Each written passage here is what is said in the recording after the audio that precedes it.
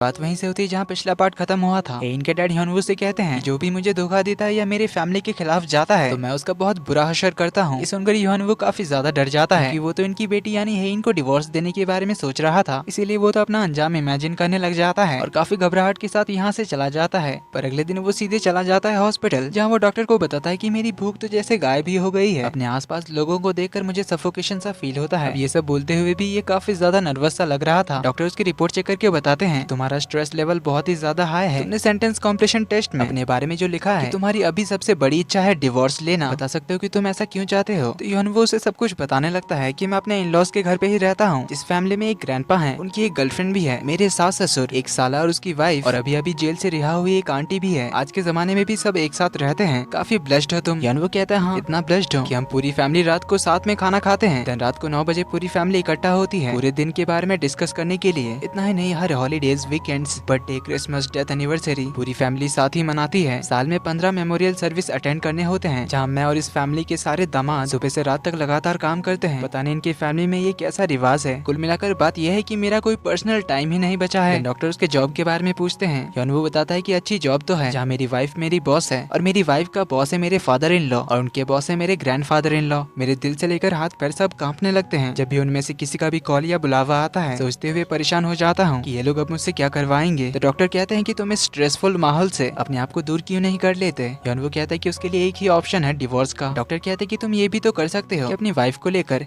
In laws के घर से कहीं दूर रहने लगो। इस पर ह्योनवू बताता है कि मैं जितना अपने इन लॉज को नापसंद करता हूँ उससे ज्यादा मैं अपनी वाइफ से नफरत करता हूँ। डॉक्टर पूछते हैं कि ऐसा क्यों। इस पर ह्योनवू बताता है कि उसे मेरी थोड़ी सी भी केयर नहीं है। उसकी फैमिली मुझे किस तरह से ट्रीट करती है लेकिन उसे कोई फर्क नहीं पड़ता क्योंकि वो बहुत सेल्फिश है और बस अपने बारे में ही सोचती है। मैं बस उसकी वजह से ही उसकी फैमिली में घर जमाए बनकर रहने के लिए माना और आज तक बस उसके लिए ही सब कुछ झेलता आया हूँ, पर उसे मेरी कोई फिक्र नहीं है। शादी से पहले उसने कहा था कि मैं उस पर ट्रस्ट कर सकता हूँ। तो एक छोटे से फ्लैशबैक में हम देखते हैं 3 साल पहले जब हेइन हेलीकॉप्टर से ह्योनवू के होम टाउन आई थी, तब उसने ह्योनवू से प्रॉमिस किया था कि मैं तुम्हें कभी रोने नहीं दूंगी। कमिंग बैक टू प्रेजेंट इसे याद करके ह्योनवू कहता है कि मैं ही इडियट था जो उसकी बातों पर बिलीव कर लिया। डॉक्टर पूछते क्या तुम उससे हर्ट हो या इन सब की वजह से अपसेट हो। ह्योनवू ने कहता है कि अभी तो मैं उसके लिए कुछ भी फील नहीं करता, बस नफरत करता हूँ, इसीलिए मैं उससे डिवोर्स चाहता हूँ क्योंकि अब बस यही एक तरीका है जिससे मैं शांति से अपना लाइफ जी सकता हूँ। इस पर डॉक्टर पूछते हैं कि तो अभी तक तुमने डिवोर्स क्यों नहीं दिया। इस पर ह्योनवू बताता है कि क्योंकि मैं इससे मर भी सकता हूँ, क्योंकि मेरे फादर इन लॉ बहुत खतरनाक आदमी है। जो भी उनके या उनके फैमिली के खिलाफ जाता है वो उसका बहुत बुरा असर करते हैं। ह्योनवू की कंडीशन जानकर डॉक्टर भी हैरान रह जाते हैं और उन्हें भी ह्योनवू पर दया आता है। तो डॉक्टर उसके लिए कुछ मेडिसिन देते हैं और उसे गले लगाकर हौसला देते हैं। वैसे इन दोनों को फिर से एक साथ देखकर it's okay to not be okay की याद आ गई। इसमें इन दोनों ने मून ब्रदर्स का रोल प्ले किया था और वैसे हेइन का भाई सुचियोल भी उस ड्रामा में था। तो ह्योनवू डॉक्टर को गुड बाय कहकर चला जाता है। इसके बाद हम मिलते हैं ग्रेस से, जो कि होंग फैमिली की बटलर थी, जो बड़े बड़े घरों के बच्चों का मैच मेकिंग और डेटिंग वगैरह फिक्स कराती थी। तो एक क्वींस डिपार्टमेंटल स्टोर में आई हुई थी, जहाँ हेइन को देखकर उससे कुछ ज्यादा ही फ्रेंडली होने की कोशिश करती है, पर हेइन उसे कोई भाव नहीं देती, उल्टा इसे वार्निंग दे देती है कि अगली बार से थोड़ा केयरफुल रहना, ये कहकर चली जाती है। इससे ग्रेस को तो काफी गुस्सा आता है क्योंकि सबके सामने उसका मजाक जो बन गया, इसीलिए वो गुस्से में सीधे चली आती है ह्योनवू की केबिन में, जहाँ उसे बताती है कि आप तो जानते ही हो कि मेरे बहुत सारे बड़े बड़े फैमिलीज के साथ अच्छी पहचान है, उन्हीं में से एक दायोंग ग्रुप है। आपने मिस्टर दायोंग के बड़े बेटे के एक्सीडेंट के बारे में सुना ही होगा। ह्योनवू हाँ कहता है। तो ये बताती है कि उस एक्सीडेंट में मिस्टर दायोंग के बड़े बेटे की मौत हो गई है, लेकिन उसकी वाइफ को उसके प्रॉपर्टी में से कुछ भी नहीं मिलेगा क्योंकि उसने अपने विल में लिख रखा था कि उसकी सारी प्रॉपर्टीज सिर्फ उसके बच्चे और उसके नीस नेफ्यू को मिलेगी, जिस वजह से अब उसकी वाइफ को कुछ भी नहीं मिलेगा।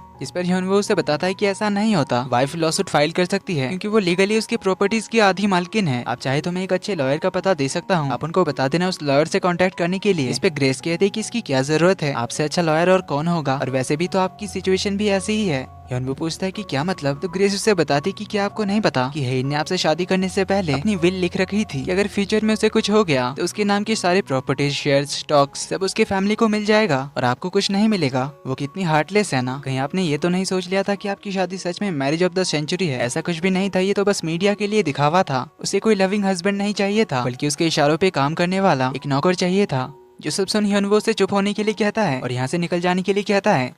अब ग्रेस की बातें सुनकर ह्योनवू को तो काफी ज्यादा बुरा लगा था। इधर हेइन को एक डॉक्टर का कॉल आता है, जो हेइन को अभी हॉस्पिटल आने के लिए कहते हैं। हेइन बताते हैं कि जाने का टाइम नहीं है, तो जो भी बात हो आप मुझे मेल कर देना। बट डॉक्टर उसे फोन में कुछ बताते हैं, जो सुन हेइन शॉक्ड रह जाती है। इसके बाद ही हम ह्योनवू को देखते हैं, जो कि अपना काम खत्म करके बाहर जा रहा था। तभी लिफ्ट के पास हेइन भी आ जाती है, जो ह्योनवू को अपने साथ कहीं चलने के लिए कहती है, पर ह्योनवू मना कर देता है। हेइन कहती है कि मैंने तुम्हारा शेड्यूल चेक किया, कोई भी काम बाकी नहीं है, इसीलिए मेरे साथ चलो कहीं जाना है। इस पर ह्योनवू तो उसे चिल्लाकर कह देता है कि मुझे तुम्हारे साथ कहीं भी नहीं जाना है। ये बोलकर वो अपनी कार लेकर कहीं निकल जाता है। कार लेकर वो सीधे अपने होम टाउन पहुंच जाता है, जहाँ मिलते हैं ह्योनवू के मॉम डैड से, जो कि किसान थे। ह्योनवू को इतने टाइम बाद देखकर दोनों काफी ज्यादा खुश होते हैं। तो वो लोग उसे हेन के बारे में पूछते हैं कि वो क्यों नहीं आई। तो ह्योनवू उसके लिए काम का बहाना दे देता है। फिर वो इनके साथ घर आता है, जहाँ मॉम उसके लिए बहुत सारा खाना बनाती है। इतने टाइम बाद मॉम के हाथ का खाना खाकर और अपने घर लौटकर ह्योनवू को काफी ज्यादा सुकून आता है। ह्योनवू के आने के बारे में पता चलते ही उसके बड़े भाई और दीदी आ जाते हैं। दीदी तो उससे काफी ज्यादा नाराज थी, क्योंकि वो उनके डैड की 60th बर्थडे के दिन नहीं आया था। तो यहाँ वो उन सभी को बता देता है कि मैं हेइन को डिवोर्स देने वाला हूँ। जो सुन सब लोग तो पहले हैरान होते हैं और उसे समझाने लगते हैं कि उसे ऐसे डिवोर्स नहीं देना चाहिए। अगर कोई प्रॉब्लम है तो उन्हें सॉर्ट आउट कर लेनी चाहिए। वो बताता है कि मैं इस शादी से खुश नहीं हूँ। इस पे डैड तो उसे कहते हैं कि इतनी छोटी सी बात के लिए तुम्हें डिवोर्स लेने की जरूरत नहीं है। जिंदगी में ऐसे ही एडजस्ट करके चलना पड़ता है। लड़ाई झगड़े बहसबाजी तो होती ही रहती है, ऐसे फैसले जल्दबाजी में नहीं लेने चाहिए। सब लोग उसे बहुत समझाने की कोशिश करते हैं, पर ह्योनवू कहता है कि मैंने बहुत सोच लिया है और अच्छे से सोच समझ कर ही फैसला किया है कि मुझे हेइन से डिवोर्स लेना है, इसीलिए आई एम सॉरी।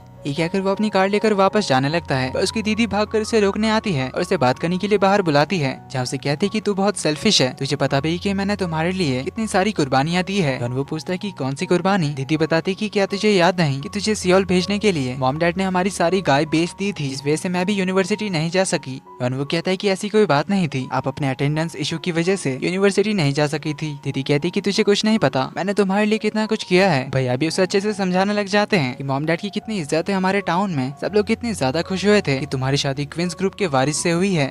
पर अगर तुमने उससे डिवोर्स ले लिया तो सोचो तुम्हारे बारे में, मॉम डैड के बारे में, हमारी फैमिली के बारे में कैसी कैसी गॉसिप होगी। 2 साल पहले मेरे एक दोस्त का डिवोर्स हुआ था, लेकिन आज तक उनके बारे में गॉसिप्स होती रहती है, हर जगह उसकी और उसकी फैमिली की बदनामी तक होती है। तो एक बार इस बारे में सोचना। पर ह्योनवू चला जाता है। तो ह्योनवू घर वापस लौट आता है, जहाँ वो घर के अंदर जाने से पहले अपने हाथ में उनके एंगेजमेंट रिंग को देखता है और फिर अपने रूम से डिवोर्स पेपर लेकर हेइन के रूम में आ जाता है, जहाँ उसे कहता है कि मुझे तुमसे कुछ बात करनी है। हेइन भी कहते हैं कि मुझे भी तुम्हें कुछ बताना है, इसीलिए मैं पहले बताती हूँ। वो कहता है ठीक है बताओ। तो हेइन बताती है कि मैं मरने वाली हूँ। जो सुन ह्योनवू शॉक्ड रह जाता है। हेइन आगे बताती है कि मेरे पास सिर्फ 3 महीने बाकी है। ह्योनवू शॉकिंगली पूछता है कि क्या मतलब। तो हेइन उसके पास आकर बताती है कि आज मैंने तुम्हें ऑफिस से निकलते टाइम कहा था ना मेरे साथ कहीं पर चलने के लिए, मुझे हॉस्पिटल जाना था। तुम्हारे जाने के बाद मैं अकेले हॉस्पिटल गई थी, जहाँ डॉक्टर ने मुझे बताया कि मेरे पास सिर्फ 3 महीने बाकी है। ह्योनवू तो अभी शॉकिंगली पूछता है कि क्या कह रही हो तुम। हेइन कहती है सुनाई नहीं दिया क्या, 3 महीने बाद मैं मरने वाली हूँ, बस मुझे यही कहना था, अब तुम बताओ तुम्हें क्या बताना था। अब ह्योनवू ये सब सुन उसे कैसे डिवोर्स की बात कहता। ह्योनवू अपना हाथ पीछे कर लेता है, डिवोर्स पेपर्स को छुपा देता है, कहता है कि ऐसी कोई इंपॉर्टेंट बात नहीं थी।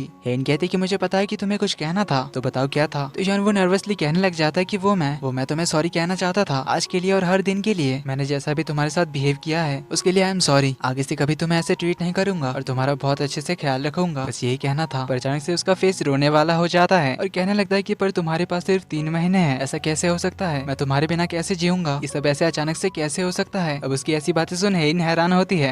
हेइन पूछते कि क्या तुम सीरियस हो। ह्योनवू से गले लगा लेता है और कहता है आई लव यू हेइन। यहीं पर हमें 3 साल पहले इनके शादी का फ्लैशबैक दिखाया जाता है, जहाँ धूमधाम से इनकी शादी होने के बाद हस्बैंड वाइफ दोनों को अपने फ्यूचर सेल्फ के लिए एक मैसेज रिकॉर्ड करने के लिए कहा जाता है। ह्योनवू अपने फ्यूचर सेल्फ के लिए कहता है कि आई होप तुम अच्छे ही होगे, ये मत कहना कि तुमने डिवोर्स ले लिया है, क्या तुम्हारे बच्चे हो गए, 1 या 2, वैसे ये मैटर नहीं करता, क्योंकि मैं बस चाहता हूँ कि हेइन मेरे साथ रहे, इसीलिए बस ये बात याद रखना कि तुम हेइन से कितना ज्यादा प्यार करते हो। आई होप 10 साल बाद भी ऐसे ही रहोगे, हेइन को कभी रोने नहीं दोगे और हमेशा उसके साथ खुश रहोगे। इधर हेइन भी अपने फ्यूचर सेल्फ के लिए रिकॉर्ड करती है, कहती है कि तुम 10 साल बाद भी उतनी ही ज्यादा खूबसूरत, हेल्दी एंड मोस्ट सक्सेसफुल होगी, ऑफ कोर्स ह्योनवू के साथ मिलकर। इसी के साथ एपिसोड का एंड यहीं पर होता है। तो क्या हेइन सच में मरने वाली है? लगता तो नहीं है, क्योंकि अभी सिर्फ एक ही एपिसोड हुआ है। जो भी होगा आगे कहानी कैसे बढ़ती है देखना इंटरेस्टिंग होगा।